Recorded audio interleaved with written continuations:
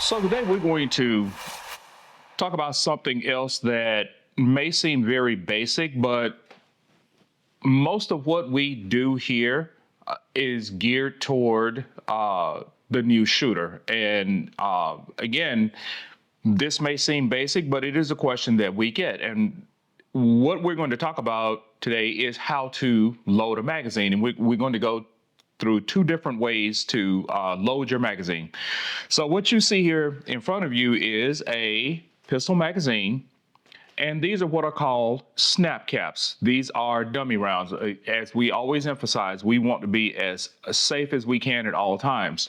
And so we're not using live ammunition. These are plastic. Okay, there's nothing live. There's no gunpowder. This is just a piece of plastic. And we're going to talk about and walk you through the steps of loading a magazine. So let's talk about the parts of a magazine.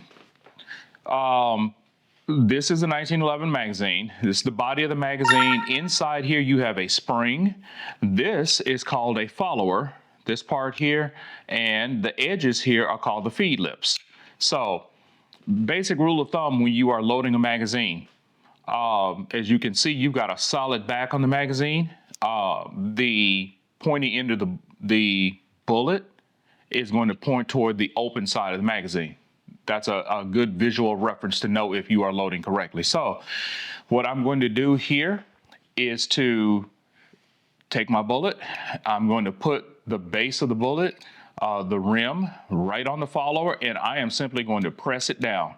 I'm going to press it down until it can slide under the feed lips. The feed lips are what holds the bullets in. Slide it back until it's seated and the round is loaded.